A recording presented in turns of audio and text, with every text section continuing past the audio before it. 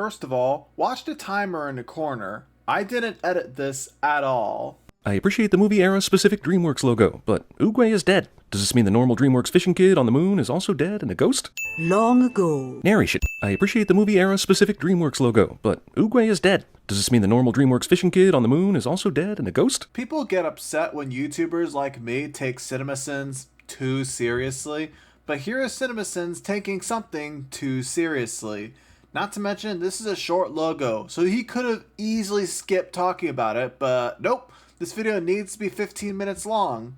Long ago. Narration. Also, huge important expositional backstory told quickly via narration and flashbacks cliche. So both of these sins are basically saying this opening scene shouldn't exist because other movies have done something similar. But how else should this information be explained to us? None of this was in the first film, and we, the audience, need to understand who this new character is to better understand the film itself. So this exposition is required. Just because other movies did something similar doesn't make it bad. He would be defeated by a warrior of black and white. I'm guessing in Kung Fu Panda 3, Po will fulfill some other prophecy, making him the Dexter of fulfilling Chinese prophecies. I mean, yeah, that is kind of what happens. He is the Dragon Warrior, after all. What's the problem? The young lord set out to change his fate. But what he did next only sealed it. That's the lesson Shifu learned in the first movie in 2008, and what Oedipus learned in the 5th century BC. This lesson is a very old storytelling device, is what I'm saying. And the idea of good versus evil has been around for thousands of years. People never learn sometimes, is what I'm saying. Horrific panda genocide is firmly implied, but completely glossed over. Because an implication is all you need. I mean, you know kids are watching this movie, right? I doubt DreamWorks would be willing to show actual scenes of wolves killing pandas. Where is he hiding out? Mount Doom? Does it matter where he's hiding? Or did you just want to say that this looks like Mount Doom? Both are sins. And then the Dragon Warrior joined the Furious Five! And then If Po joined the Furious Five, what does that make them now? The Ridiculous Six? It seems like they're implying that Po is with them, but not part of the Furious Five itself. The Dragon Warrior title is already enough for him. the most awesomest... These movies are obsessed with the word awesome. Plus 10 sins for never cracking open a thesaurus. Yeah, that's what a running gag is. Person who sends logos at the beginning of every single video. 38 Vinland! No one else is as impressed as I am with Poe's ability to speak with large quantities of food in his mouth. Here we go again with the questioning cartoon logic in every animated film thing. Does Inner Peace also give you the ability to alter the properties of space and time? If not, then what kung fu power is allowing him to apparate from one location to another? Anything is possible with Inner Peace. This is something that Shifu explains later. I mean, how can Kung Fu stop something that stops Kung Fu? Remember, Dragon Warrior, anything is possible when you have inner peace. And is also how he was able to move that drop of water around his body. Oh, the day you were chosen as Dragon Warrior was the worst day of my life. Shifu really knows how to cut deep. When we think of all the things that have happened to Shifu, his adopted son that he trained to be the Dragon Warrior wasn't the Dragon Warrior, and he went crazy and tried to kill everyone, and then he came back and tried to kill him. Also, his master being carried away by peach tree leaves and so on. Saying this is pretty low. According to Shifu himself, none of those things were as bad as Oogway picking Po as the Dragon Warrior, which, I'll remind you, he was mad about because he didn't understand that accidents don't exist and thought they were all doomed to fail after a panda was picked. Bandits, approaching the musicians' village. A whole village of musicians? Those bandits aren't going to steal much more than empty pizza boxes and some rolling papers. That might be one of the stupidest sentences I've ever heard. The wolf boss earlier told Shen that they need more metal to finish their weapons. You know what musical instruments are made of? Crane's ability to fly, even when he is carrying an inconceivable amount of weight, is so fucking impressive I have trouble believing it. And shouldn't that have answered your question for how this happened in the first movie? So did the Furious Five get dropped out of a helicopter, or do they all have the ability to jump 400 feet into the air? I hope this is the same rabbit from the first scene of the last movie that was high as because he looks a heck of a lot better here, but he still looks high as Pointing things out on the screen. Get all the metal you can find! Who is he talking to? He's definitely not within earshot of any of his hyena bandit friends. Wait. You just called these animals hyenas. These are wolves. Or is this meant to be the satire that I apparently don't get? Good work, Poe. Warn them that you're coming. I mean, they probably want to let the villagers know that they're coming to save them, too. They are doing a lot of standing around for a group of dogs that just need some metal to finish their fleet of cannons. Yeah, it's called being surprised. The one image opens up a cavalcade of buried traumatic memories cliché. Can someone tell me what other movie has done this? And even if that's true, it's still effective, so it ain't a cliche. Also, Poe's flashback is still inexplicably two-dimensional. As I said in the last movie, this is an artistic choice, and you don't have the right to tell the artists how to do it. Well, you see, son, baby geese come from a little egg. Is Ping really trying to tell Poe he is a goose? Besides him being obviously a panda, all the other animals have referred to him as Panda countless times. Denial must run deep for Ping. Well, yeah, that's kind of it. Ping doesn't want Poe to learn the heartbreaking truth that he isn't his real father. That's a flaw of the character, not the movie, as I've said many times before. You might have been kind of adopted. Listen up, adoptive parents. Waiting this long to tell your child they're adopted is not cool. I mean, I agree with you on that, but that's still not something wrong with this movie. That's just Ping being a flawed character. He even admits that he should have told Poe this a long time ago, so the movie itself agrees with you. Ping's flashbacks are not two-dimensional, so this problem is clearly isolated to Poe. Artistic choice. Also, adoption backstory no one cares about. You don't care about this. Actually, that's not even true, because when you seen the first movie, you asked how a duck could adopt a panda, seemingly not knowing about this flashback, so you clearly do care about it. Aha! I've caught you lying! Poe is the only mammal who was raised without the need for milk. No wonder he's the Dragon Warrior. I did a quick Google search, and turns out pandas don't typically drink milk. So the sin is for not doing your research. This is the only time in recorded history a conspicuous trail of food has not ended at a box propped up on a stick. No, it's not. I immediately thought of Monsters, Inc. for one, and there's probably another example someone in the comments can think of. And then I made a decision that would change my life forever. To make my soup without radishes. I don't think that was a decision as much as it was Poe ate all the radishes. But if he was being truthful, we wouldn't have this forced, unapologetic misdirection. Or maybe Ping realized his soup tasted better without radishes. Did Lord Shen just use the Force? Gently waving your wing in someone's general direction doesn't seem very kung fu-y to me. Maybe the guards are those easily startled narcoleptic goats. Firstly, Shen doesn't know kung fu. Secondly, he most likely threw some knives in them, which is something we see him do multiple times throughout this movie. Did this rhino carve those patterns onto his horn? Or is that just how they're built in this world? I want to believe he carved it himself, because that is hardcore. Sinning something you like. Show off. Speaking of show-offs, he would have been able to use this cannon a lot sooner if he didn't bother to have it carved in the shape of a dragon. It's meant to make its victims afraid and want to give up. Some situations require a little less kung fu and a little more getting out of the fucking way. This movie is implying that Master Rhino could have stopped the cannon if it was less powerful. This is him underestimating Shen. Son of legendary flying rhino? Did anyone else just imagine a rhino with wings flying through the air, dipping in and out of the clouds, having the time of his life? Because I sure did. And that's why you shouldn't have tried to trend surf here, because we see Master Flying Rhino's armor in the next movie, which has metal wings on it. And that's me giving you a piggyback ride. This is a painting. Did Poe have to sit on Ping's back, causing him excruciating pain while someone painted this? Yes. Poe ball. More pointing things out on the screen. The animators in this film got too artsy again. Sending this beautiful image. Where did this boat come from? This is the first time they're actually using some mode of transportation instead of just leaping incredible distances. They probably had the boat all along, and Monkey remembered that they had the boat and said, "Remember how we're always just jumping everywhere? Why don't we use that boat that we have on the outskirts of town?" And everyone else was like, "Oh yeah, the boat!" We don't see this because Jackie Chan isn't allowed to talk in this movie either. Does it matter where they got this boat? And did you expect them to run all the way to Gungman City? Pretty sure they'd get exhausted at some point. Also, according to the script of this movie, Jackie Chan has 14 lines, so you're wrong about that again. How did he only wake up Tigress? The rest of the 5 are pretty heavy sleepers. Well, if you didn't just skip past parts of this movie, you would have seen Tigress wake up when Poe got up and walked outside.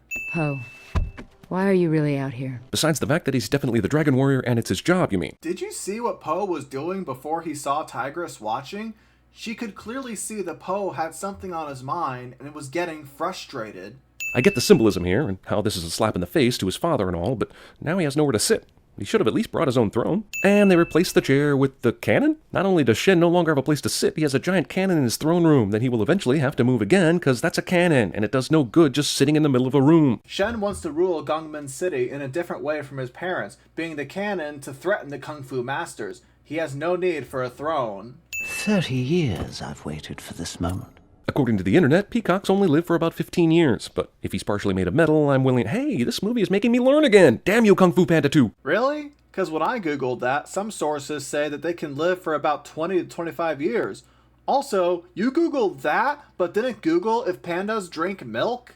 You're just saying what's happening right now. No. He's not talking to me, is he? In other words, Shen would be excellent at sinning CinemaSins. A peacock is defeated by a warrior of black and white. Did no one during the development of this movie tell them what a yin and yang actually mean? It's about how opposite or contrary forces are actually complementary, which doesn't seem to have anything to do with a panda defeating a peacock in battle. It was just a recognizable Chinese symbol that they just threw in. You are correct about that, but you're also misunderstanding what the movie is saying, as usual. She said that a warrior of black and white will defeat Shen. Po is black and white, and that's what the yin and yang symbol is referring to, not the war itself. Even with Po causing all this commotion, the wolves still didn't notice that Po is walking around the city streets. Because he's hiding inside this costume? Obvious Pac-Man reference is obvious and not enough to save this movie. Wait, are you implying that this movie isn't good?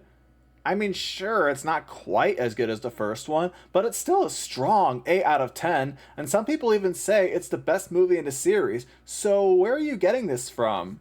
They are surrounded by wolves, yet they are still able to get out from under the costume and into the barrels without anyone seeing them. Maybe they've all mastered that apparating skill that Shifu showed off earlier in this movie. How? Misdirection.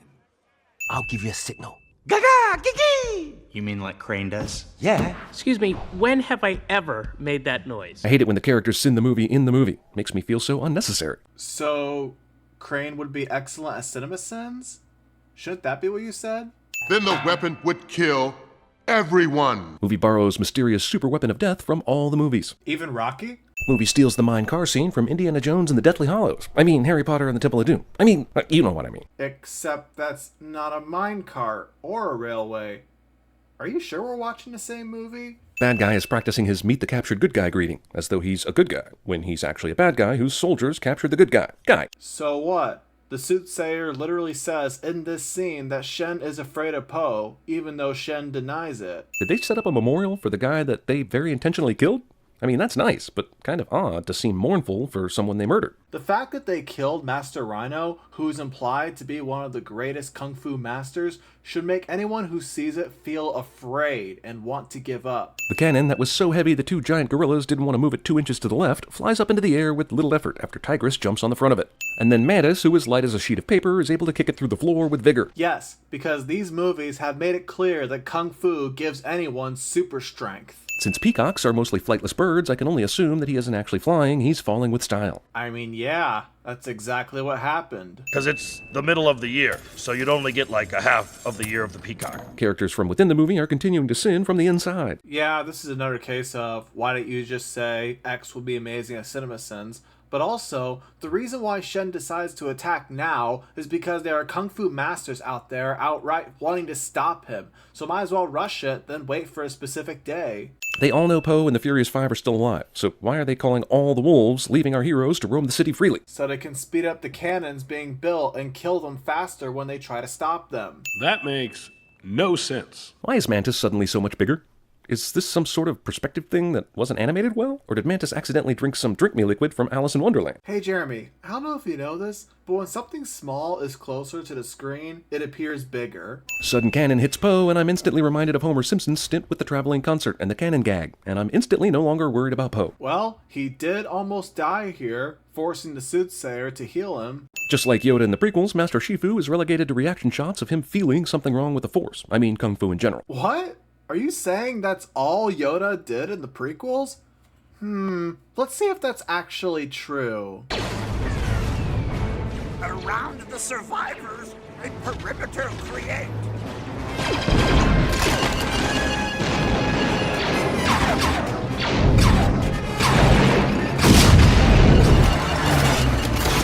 Concentrate all your fire on the nearest starship. Yes, sir. squadrons to Sector 515.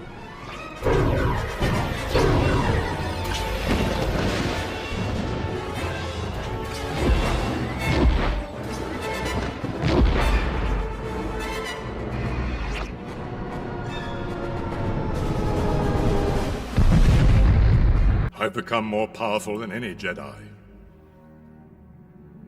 Even you.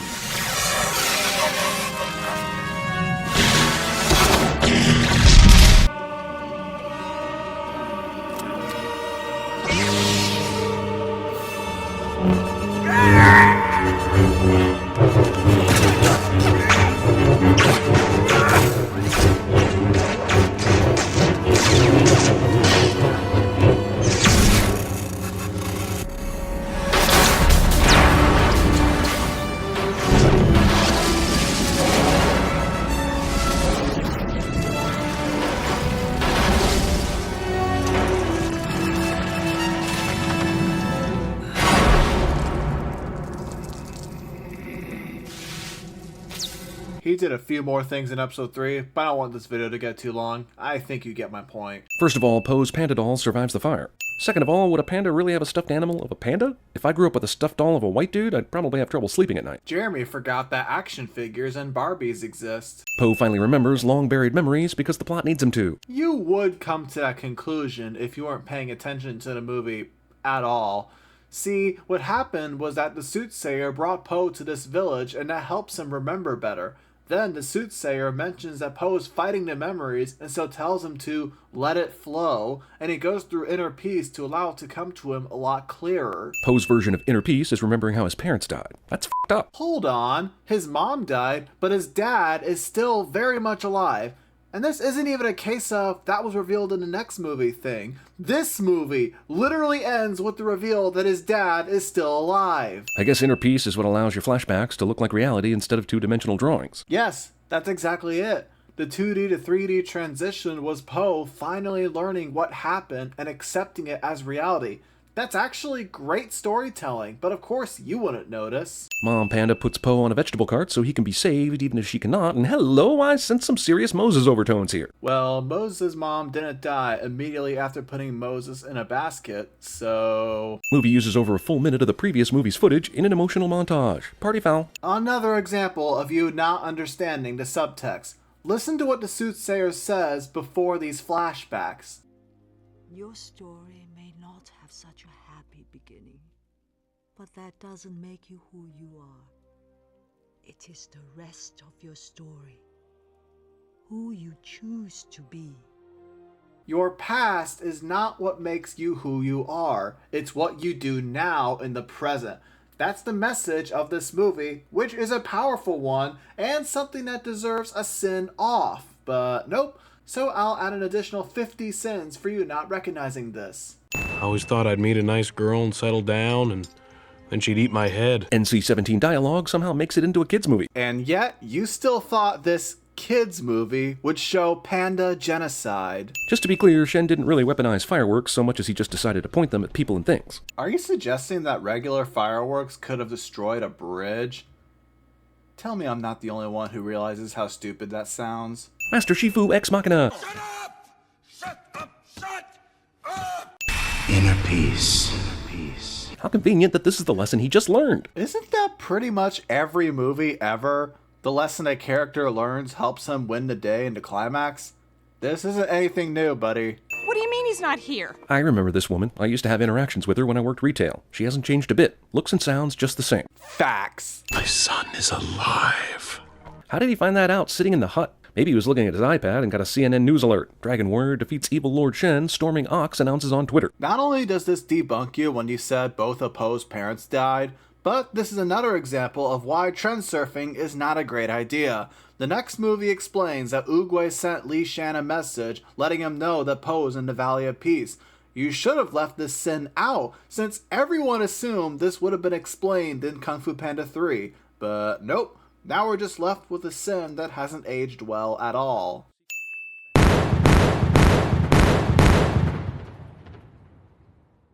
If I had a nickel for every time an actor who played Commissioner Gordon also played a villain in a Kung Fu Panda sequel. I'd have 2 nickels, which isn't a lot, but it's weird that it happened twice, right?